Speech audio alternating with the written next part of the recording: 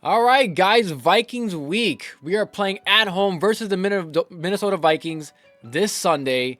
And man, after a big win versus the Commanders on Thursday Night Football, we get a bit of a mini bye week to kind of prepare and game plan for the Minnesota Vikings in a game where we could very well get our second win of the season and hopefully turn our season around, guys. Remember, we started off 0-4. Obviously not ideal for any team, and obviously for the Chicago Bears, who had a lot of hope going into the season. But now, this week, and I'll go into why later in this video, but this week is the week where we can turn our season around. We are going against a Vikings team that is beat up, that is bruised, and is weak. I'm sorry, they're weak. They're not the team that they were last year, the 13-4 or 14-3 team that they were last year. We're facing the Minnesota Vikings of 2023, who are now 1-4. I almost said 0-4, but they are 1-4, same record as us this season. And yes, they've had some tough opponents such as the Chiefs and the Eagles, but nonetheless, guys, they only have one win on the season, and that came against the lowly Carolina Panthers, who have 0 wins on the season. So obviously, guys, a much easier matchup than normal. Obviously, this is not the Chiefs, this is not the Eagles or anybody of that nature. Nonetheless, guys, we got to pull off this W. And we can't look past a team like the Vikings, who just because they're missing a few players and just because, on paper they're not that great, doesn't mean that they can't beat us. They could very well beat us. So this week, I'm going to be doing something just a little bit different with these videos. Now that we have 5 games of the season and each team's belts, obviously excluding the teams who had a week 5 bye. But for the most part, every team or most teams have 5 games under their belt, which means that now we can finally start going into defensive rankings, offensive rankings. We can start looking at that and kind of getting a better feel of what we are to expect going into these next games, because obviously we can't really make assumptions based off 1 or 2 games. It's just not a large enough sample size. So now that this is now week 6, I feel like now this is a good time to start looking at the rankings and see how we match up versus each team going into each game. So I'm going to throw a lot of numbers at you guys, so I apologize that this is a lot for you guys, but I haven't written down all on my phone here. But I'm going to go over, just a couple of these stats. Once I go over all of them, I'm just going to go over a couple of them, boil them down to just a little bit of what I really want us to focus on and what we want to take advantage of going into this week's game. So we're going to look at the Vikings offense first, their offensive rankings, which for the pass offense, they are ranked number 2 in the league, guys. They are ranked number 2 with 281.6 yards per game. Their rushing offense is ranked number 29 in the league, so obviously a huge flip there. They only have 80.8 rushing yards per game. Their scoring offense is ranked number 16 in the league at 22 points per game scored. Their red zone offense is number 20th in the league, and they convert a touchdown on 50% of the time that they are in the red zone. Their third down offense is ranked number 20th also in the league with a 38.3% first down conversion. So every time they are on third down, they convert a first down 38.3% of the time. And then their total offense, their total rankings in general, going off their total yards here, is 362.4 total yards a game, which puts them at number 9 in the league. Going on to their defensive rankings here, they are ranked number 22 in pass defense, allowing 240 yards per game. Their rush defense is ranked number 13 in the league, allowing 102.4 yards per game. Their scoring defense is ranked number 23 in the league at 24.4 points per game allowed. Their red zone defense is ranked number 29, allowing 69.2% touchdown rate, meaning that every time an offense is in the red zone against them, the opposing team scores a touchdown 69.2% of the time. Their third down defense is ranked number 25 in the league. They allow a first down conversion on third down 43.7% of the time. And their total defensive rankings in terms of yards per game is ranked at number 19 with 342.4 total yards per game. Going on to the Bears now, their passing offense is ranked number 18th in the league. We pass for 203.6 yards per game. Our rushing offense, obviously a lot better, is ranked number 9 in the league at 130.8 yards per game rushing. Our scoring offense is surprisingly ranked number 12 in the league at 23 points per game. Our red zone offense is ranked number 15th in the league. We convert a touchdown every time in the red zone at 57.1% of the time. On third down, we are ranked number 14th in the league. We get a first down on third down 40% of the time. And then the total offensive rankings in terms of total yards per game is ranked number 14th in the league. Our pass defense is ranked number 31 in the league. We are abysmal at that. We allow 286 passing yards per game. Our rushing defense, a lot better this year. Get this, number 12 in the league at only 98.2 yards per game. Our scoring defense, unfortunately, is ranked number 30 at 31.4 points per game. Our red zone defense, even worse, is ranked number 31 in the league at 77.8% touchdown rate, meaning that whenever the opposing team is in our red zone, we allow a touchdown 77.8% of the time. And not very surprising here, our third down defense is dead last in the league, number 32 at a 57.4% first down conversion rate, which if you've been watching Bears games, you guys know that already. 57.4% of the time, the opposing team, every time they're on third down, they get a first down. And for total defense, we rank number 29 at 384.2 total yards per game. So guys, this isn't rocket science here. Our defense in terms of the secondary, our pass defense is absolutely horrid. And when the team drives down the field on us, they usually score. So we're going to want to fix that up. And the Vikings have a really good passing attack. However, the one caveat to all these stats here, especially for the Vikings on the offensive side, is that they're going to be without Justin Jefferson. He has been put on IR. At the time of recording this video, he has been put on IR, which means he will be out for at least 4 games, meaning that he will be out against us. And guys, this is huge. Justin Jefferson is the best wide receiver in the league. We're not just going against, we're not just not having to go against, their number 1 wide receiver.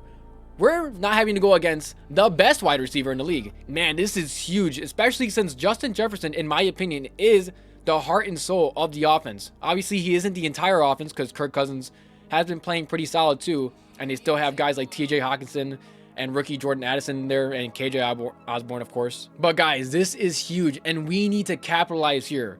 Our defense is terrible. I just read you guys the numbers. Obviously, we are ranked number 22 in the league in the pass defense. I'm sorry, no, that was the Vikings. We are ranked number 31 in pass defense, and their pass offense is ranked number 2 in the league, I believe, behind the Dolphins. So, guys, they're going to be without their star player. They're not going to perform like the number 2 passing offense in the league because they're without Justin Jefferson, who is the best wide receiver in the league. We have a chance to really take advantage of an opportunity here, a golden opportunity here. And the rushing attack is abysmal. And our rushing attack and our rushing defense is good. So they're not going to run the ball on us, guys. They're going to try to pass. They're going to just keep trying to pass, even without Justin Jefferson. Like I said, they still have other weapons to go to. Our defense hasn't really shown that we can stop anybody as of late yet.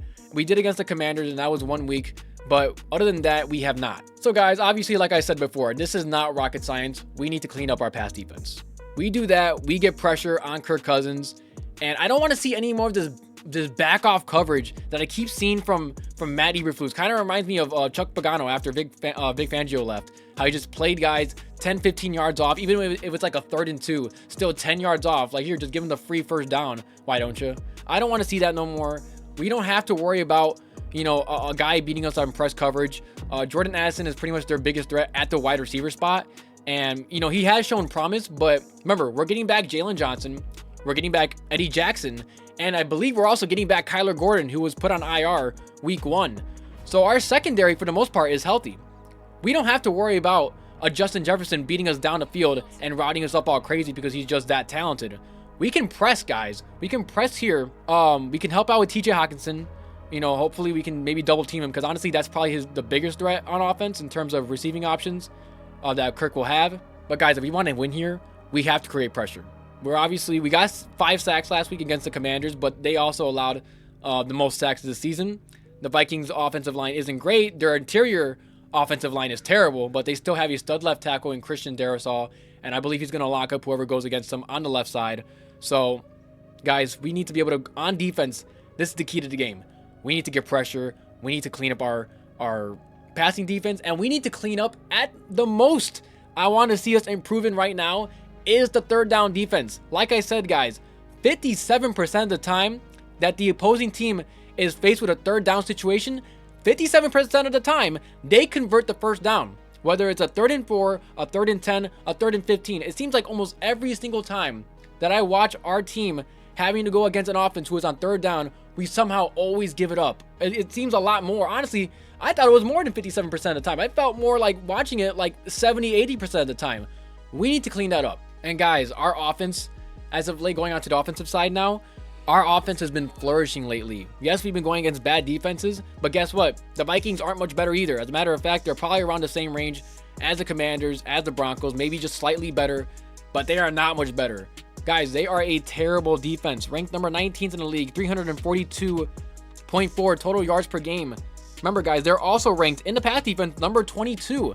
Justin Fields has passed for 4 touchdowns in these past 2 games. Total of 8 passing touchdowns in 2 games to 1 interception. We need to keep that up. Whatever the game plan that we've been using against the Broncos, against the Commanders, use that same game plan against the Vikings, unless they figure it out. But for starters, use that, because right now it's working. Justin Fields finally looks like the franchise QB that we've been looking for. Not saying that he is yet. Obviously, there's a very small sample size. We need to see how the rest of the season plays out. But so far, Justin Fields has been playing amazing these past 2 games.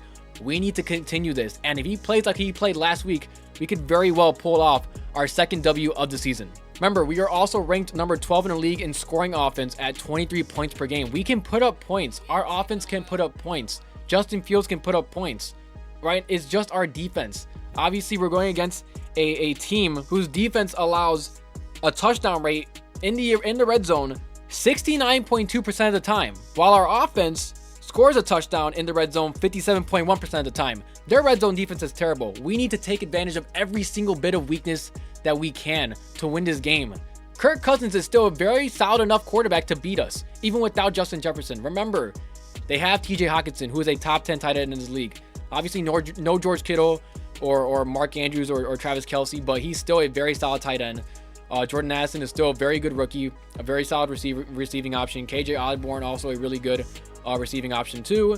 They still have guys like Cam Akers in there, although I'm not really scared of their rushing attack too often. But guys, they can pass the ball on us. And honestly, even Baker Mayfield was able to destroy us in the pass game. Jordan Love, we made Jordan Love look like a future Hall of Fame quarterback in week 1, and he's been looking absolutely terrible. So right now, guys, we have not been able to stop a nosebleed, but neither are the Vikings. We're just equally bad on defense, if not worse. But in terms of just the words good and bad, we're both bad on defense, especially in the passing attack. On offense, we've been able to put points. Both teams have been able to put up points on offense, but they're without Justin Jefferson. That's huge, guys. That is so huge. It takes away such a big part of the game plan that we would need to game plan for. And now we can just focus on TJ Hockenson and Jordan Addison and Kirk Cousins. Get pressure on that man. He is not a guy that can move around in the pocket like Justin Fields or Lamar Jackson or Jalen Hurts. This is essentially a statue. He's a pocket QB, and if we send blitz, if we send pressure at him, I believe we can win this game, and I believe we can force Kirk Cousins to have a really bad game here. Now, obviously, I am super optimistic because of our last week's performance, putting up 40 points against the Commanders here, but I also have to tamper expectations a little bit here. Obviously, I don't think the Bears here are going to get 5 sacks and put up 40 points. Could it happen? Maybe, yeah, it could. I don't expect it, but at the same time, guys, it doesn't matter if we put up 40 points. If they put up 45, it doesn't matter. It really doesn't matter. We still end up with the L. You know, we got to be careful here. This is a team that could still very well beat us. Remember, we were the worst team in the league as of like 2 weeks ago when we went against the Broncos and we gave up a 28-7 lead. We need to clean it up on defense, guys. We need to clean it up on defense, and we need to take advantage of the opportunities on offense. So, that being said, I believe the Bears will face the Vikings in Soldier Field, and we will come out with a W with a final score of 31-27. Yes, I know it's a lot closer than, you know, most people think, and maybe it won't be, but keep in mind, guys, that remember, our defense is still not that solid, not that great. Actually, it's terrible. And Kirk Cousins is still in my opinion, a top 10, top 15-ish QB. I believe he's still top 10, honestly. He's putting up top 10 numbers right now. He's doing great. And we haven't really seen a game how he plays without Justin Jefferson. So, you know, that could be a factor here, or a huge factor. But I still believe that our defense is bad enough to where Kirk Cousins can still put up points on us, but not enough to beat us. So 31-27 final score for the Bears. Let me know what you guys think. Do you agree with me here? Do you think that the final score will be a lot more different? Do you think we'll win? and hopefully get our second win of the season. Hopefully we do, guys. I'm hoping that we can just turn the season around. So yeah, that's it. Bear down and I'm out.